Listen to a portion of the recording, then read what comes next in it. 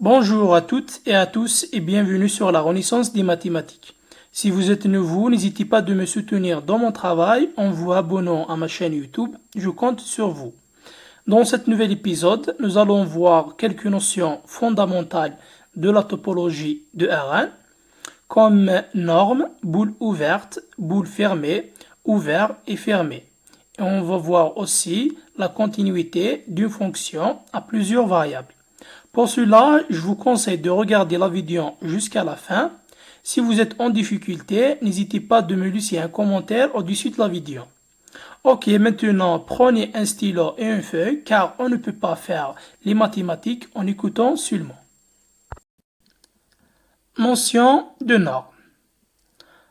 On appelle norme sur Rn toute application n qui définit de Rn à valeur dans R+, qui vérifie les trois propriétés suivantes. Pour la première propriété, n de x égale 0, équivalent que x égale 0, quel que soit x appartenant à l'ensemble du départ qui est Rn. Pour la deuxième propriété, il faut que n de lambda x est égal à la valeur absolue de lambda fois n de x, quel que soit x appartenant à Rn, et quel que soit lambda scalaire appartenant à R.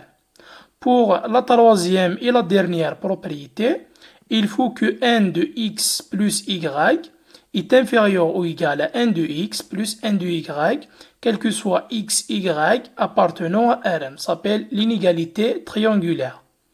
Maintenant, on va voir quelques exemples de normes. Exemple, donc on va voir les normes classiques. Commençons par le premier exemple. La norme 1 de x est égale à la somme de i allant de 1 jusqu'à 1 de valeur absolue de xi. Pour le deuxième exemple, la norme infinie de x est égale au sup de valeur absolue de xi avec i comprise entre 1 et 1.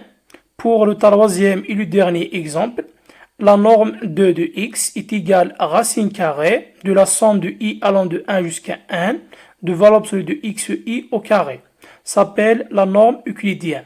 Dans les prochaines vidéos, on va organiser une série d'exercices pour lesquels on va démontrer si ces exemples sont des normes.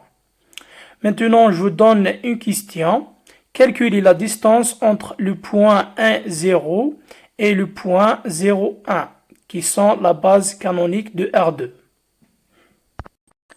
Solution. On pose le point A qui est le point 0, 1 et le point B qui est le point 1, 0 et puis on calcule les distances entre A et B en utilisant les trois normes.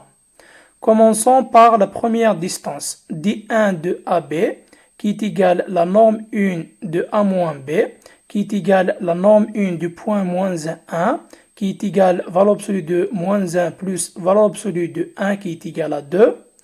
Pour la deuxième distance, d de infini de AB, qui est égale à la norme infinie de A moins B, qui est égale à la norme infinie du point moins 1 et 1, qui est le sup entre la valeur absolue de moins 1 et la valeur absolue de 1 qui est égale à 1. Pour la dernière distance qui est la distance euclidienne, D2 de AB, qui est égale à la norme 2 de A moins B, qui est égale à la norme 2 du point moins 1, 1, qui est égale à racine carrée de moins 1 au carré plus 1 au carré, qui est égale à racine 2. Maintenant, je vous donne une proposition importante. Proposition, soit une norme quelconque sur Rn, alors on a cette propriété. La valeur absolue de la norme de x moins la norme de y est inférieure ou égale à la norme de x moins y, quel que soit x, y, deux éléments de Rn. Normes équivalentes. Deux normes N1 et N2 sont dites équivalentes si et seulement si il existe deux constantes alpha et bêta strictement positives, telles que, quel que soit x un élément de Rn, on est N1 de x est supérieur ou égal à alpha N2 de x est inférieur ou égal à bêta N2 de x. Remarque importante. En dimension finie, toutes les normes sont équivalentes. Maintenant, je vous donne quelques définitions sur les boules ouvertes, boules fermées, notion d'ouvert et fermé. Définition. Boule ouverte, boule fermée, ouvert, fermé. On appelle boule ouverte de centre A et de rayon R l'ensemble suivant, qu'on note BAR, qui est égal à l'ensemble des X qui appartiennent à R, tel que la norme de X moins A est inférieure strictement à R. On appelle boule fermée de centre A et de rayon R l'ensemble suivant, qu'on note BF de AR, qui est égal à l'ensemble des X qui appartiennent à R, tel que la norme de X moins A est inférieure ou égale à R. Un sous-ensemble A de Rn est dit ouvert si, quel que soit X appartenant à sous-ensemble A, il existe un R strictement positif, tel que la boule de centre X et de rayon R est inclus dans A. Une partie F de Rn ou bien un sous-ensemble F de Rn est dite fermée si seulement si son complémentaire est un ouvert. Maintenant, on va tracer quelques boules en utilisant les trois normes. Boule dans R2, voici le premier exemple. On a tracé cette boule à l'aide de la norme 1. Donc B1 de centre 0 de R2 et de rayon 1. Voici le deuxième exemple, la boule infinie unité. On a tracé cette boule à l'aide de la norme infinie, B infini de 0 de R2 et de rayon 1. Voici le troisième et le dernier exemple, la boule unité 2 de centre 0 de R2 et de rayon 1. On a tracé cette boule à l'aide de la norme euclidienne. Maintenant, on passe à la notion de continuité d'une fonction à plusieurs variables. Notion de continuité, soit UN ouvert de Rn, on a déjà défini la notion d'ouvert. Au sens topologique, un ouvert est voisinage de chacun de 6 points.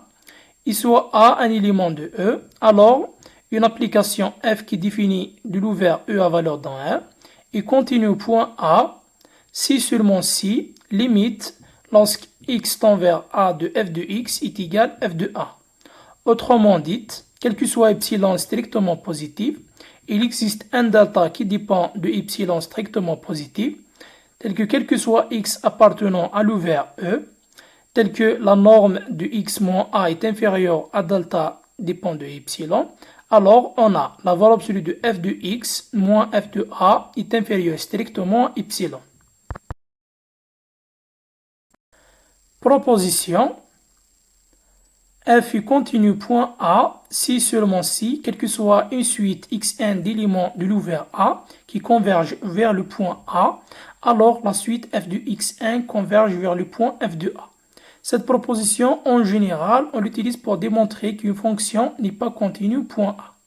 On prend une suite xn qui converge vers le point A, et puis on démontre que la suite f de xn converge vers un point qui est différent de f de A. Pour la deuxième proposition, si f, g deux fonctions continues, alors f plus g et g en f sont continues. Pour la dernière, si f est continu sur un compact qui est infirmé borné car on est en dimension finie, alors cette fonction est bornée de plus atteint ses bornes. Maintenant, on va voir un exemple d'une fonction à plusieurs variables qui n'est pas continue. Exemple, soit f une fonction à deux variables qui est définie par f de x, y, qui est égal x, y divisé par x carré plus y carré si le point x, y différent de 0 de R2, 1 si le point x, y est égal à 0 de R2. Question, étudier la continuité de la fonction f au point 0, 0. Maintenant, on passe à la solution. La fonction f n'est pas continue car il existe une suite xn de R2 qui est donnée par 1 sur n, 1 sur n, qui converge vers le point 0 de R2.